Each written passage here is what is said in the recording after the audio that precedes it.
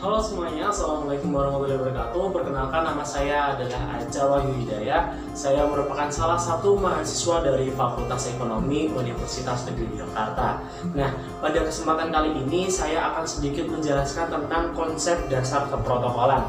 Nah, baru-baru ini tentunya teman-teman semuanya di sini sangat familiar dengan kata-kata protokol kesehatan. Nah, protokol sendiri ini memiliki maksud bahwa untuk mengatur segala sesuatu agar sesuai dengan sebagaimana mestinya.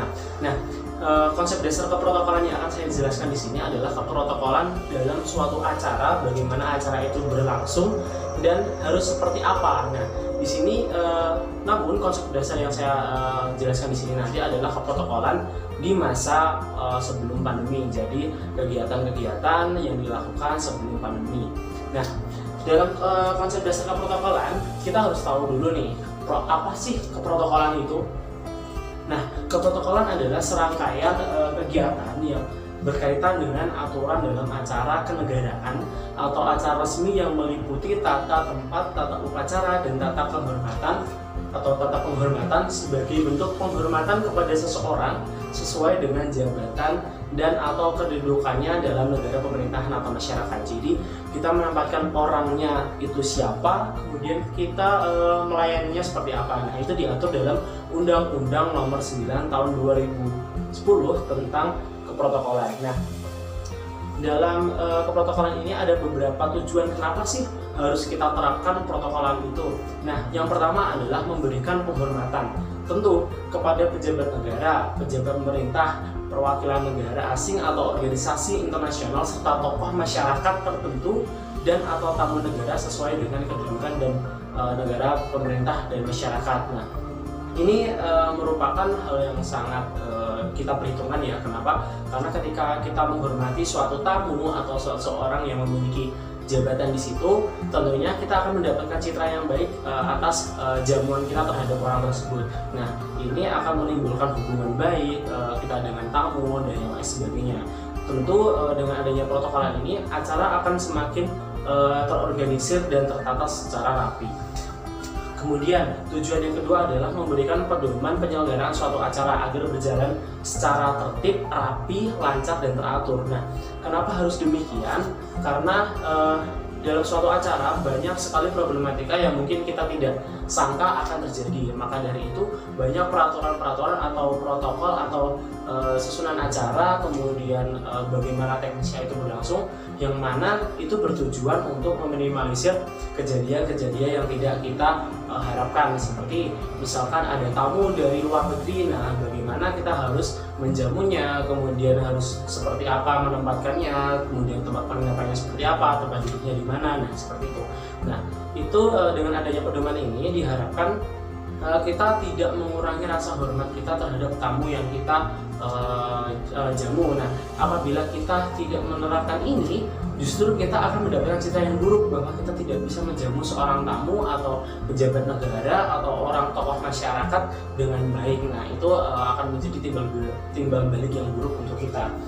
Kemudian tujuan yang selanjutnya adalah menciptakan hubungan baik dalam tatanan pergaulan masyarakat tentu. Karena seperti yang saya jelaskan tadi, dengan kita memberikan pelayanan yang baik, itu akan menjadikan kita memiliki hubungan yang baik karena tamu merasa puas kita layani dan tamu akan memberikan citra yang baik untuk kita. Nah, lalu apa sih dari keprotokolan itu, ruang lingkupnya apa saja? Yang pertama ada tata tempat, ada tata upacara, dan tata penghormatan. Nah, tata tempat dulu nih, yaitu pengaturan tempat bagi pejabat negara, pejabat pemerintah, perwakilan negara asing, dan atau organisasi internasional serta tokoh masyarakat tertentu dalam acara kenegaraan atau acara resmi. Jadi tata tempat ini seperti bagaimana seseorang ini ditempatkan, di mana harus ditempatkan, kemudian susunan tempat duduk seperti apa. Nah, di sini sedikit saya kutip, nanti akan dijelaskan juga di slide berikutnya, yaitu apabila duduk di suatu meja, kemudian yang menghadap ke pintu keluar adalah tempat paling utama atau tempat untuk pejabat tertinggi, kemudian yang membelakangi pintu keluar adalah tempat terakhir, jadi ada urutannya seperti itu. Kemudian kalau misalkan berdiri, nah itu yang berdiri adalah dari sebelah kanan ke kiri itu adalah paling jabatan tertinggi, kemudian di bawahnya seperti ini. Ini dari tata tempat. Kenapa demikian? Memang terkesan lebih ribet ya, tapi ketika ini sudah terbiasa untuk dilakukan, maka akan timbul suatu kebiasaan yang mana itu menjadikan malah lebih mudah seperti itu. Kemudian yang kedua, ruang lingkup yang selanjutnya adalah tata upacara. Nah, tata upacara ini aturan untuk melaksanakan upacara dalam acara kenegaraan atau acara resmi. Ini terbagi menjadi dua ya, nanti juga dijelaskan di slide berikutnya, yaitu tentang upacara. Ada dua jenis, yang pertama upacara bendera dan yang kedua acara non upacara bendera atau non pengibaran. Nah, ini tentu ketika upacara bendera itu adalah ketika kita upacara untuk mengibarkan sangsaka merah putih seperti itu, kemudian mengibarkan bendera negara lain seperti itu. Nah, kalau yang upacara non pengibaran itu seperti acara peresmian, kemudian pembukaan rakernas atau musyawarah besar seperti itu. Nah, ini untuk tata upacara, mengatur segala susunan acara dari awal sampai akhir seperti itu. Kemudian ruang lingkup yang selanjutnya adalah tata penghormatan. Nah, ini adalah aturan untuk melaksanakan pemberian hormat bagi pejabat negara, pejabat pemerintah, perwakilan negara asing dan atau organisasi internasional dan tokoh masyarakat tertentu dalam acara kenegaraan atau acara resmi. Nah, kenapa tata penghormatan ini penting?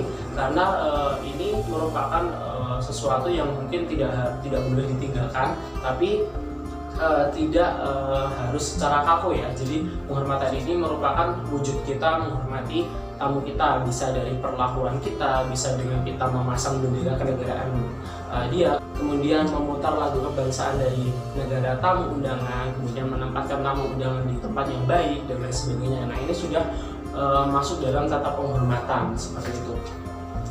Lalu pembahasan selanjutnya adalah mengenai tata tempat nih. Ada apa aja ya yang ulas dalam tata tempat. Di antaranya yang pertama adalah orang yang berhak mendapatkan tata urutan paling depan tinggi adalah mereka yang mempunyai urutan paling depan atau mendahului. Maksudnya seperti ini. Jadi ketika ada orang yang memiliki jabatan paling tinggi atau jabatan teratas, maka ditempatkan di tempat yang paling depan atau yang paling tinggi seperti itu. Yang kedua, jika berjajar yang berada di sebelah kanan dan dari orang yang mendapat urutan tata tempat itu adalah yang paling tinggi. Jadi dari kanan ke kiri adalah yang paling tinggi ke yang paling bawah seperti itu.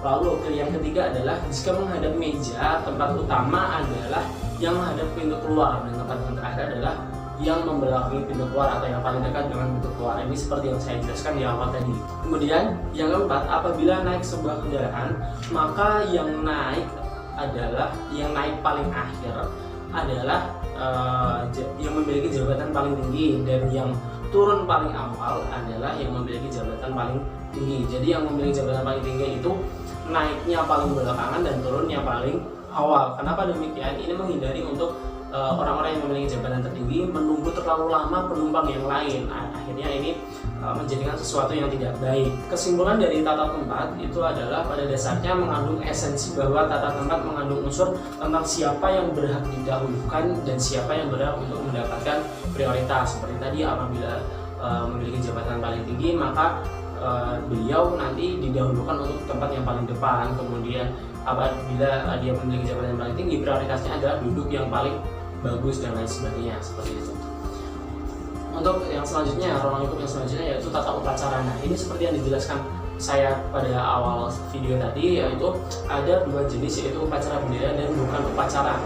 Nah, upacara bendera itu kegiatan pengibaran atau penurunan bendera merah putih yang dilaksanakan dalam rangka memperingati hari-hari besar nasional seperti HUT, proklamasi kemerdekaan, hari kebangkitan nasional, dan hari pahlawan dan lain-lain. Nah, sedangkan apabila bukan upacara, itu kegiatan yang memerlukan pengaturan protokol seperti antara lain penerimaan tamu, kepresidenan, musyawarah besar, kemudian peresmian suatu acara, kemudian munas dan lain sebagainya. Nah, ini sesuatu yang berbeda, namun fungsinya adalah sama untuk mengatur suatu acara agar berjalan dengan baik. Selanjutnya, kesimpulannya adalah tata upacara bendera itu aturan untuk melaksanakan upacara dalam acara kenegaraan atau acara resmi yang meliputi jenis upacara yang disesuaikan dengan pedoman pelaksanaan dan pakaian yang dikenakan. Jadi yang diatur tidak hanya acara, tapi juga pakaian yang dikenakan itu apa, kapan dimulai, kemudian tata letaknya seperti apa, dan lain sebagainya. Selanjutnya, ruang lingkup yang selanjutnya adalah tata penghormatan. Nah, dalam tata penghormatan ini ada banyak sekali bentuk-bentuk penghormatan.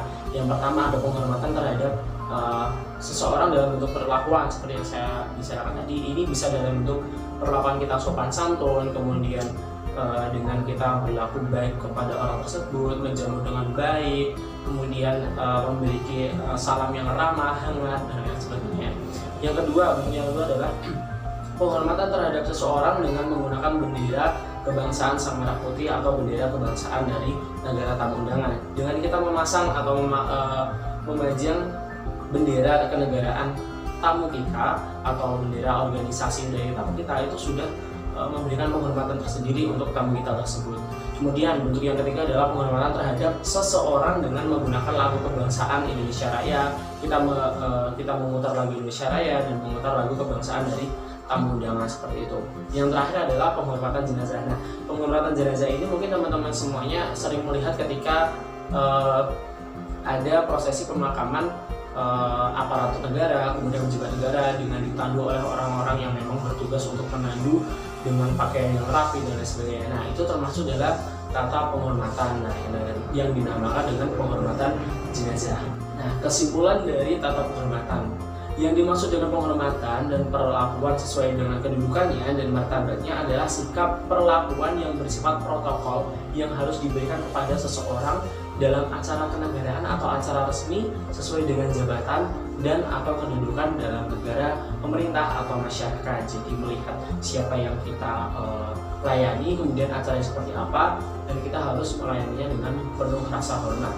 Nah, dari semua penjelasan yang saya jelaskan pada awal video sampai akhir ini, apabila banyak kesalahan saya mohon maaf yang sebesar-besarnya, dan saya tidak menutup kemungkinan apabila dari teman-teman semuanya di sini ingin sharing kemudian memberikan kritik dan saran kepada saya untuk kita belajar bersama, silahkan bisa kalian cantumkan di kolom komentar. Dan dari saya, apabila banyak kurang lebihnya saya mohon maaf yang sebesar-besarnya. Terima kasih. Wassalamualaikum warahmatullahi wabarakatuh.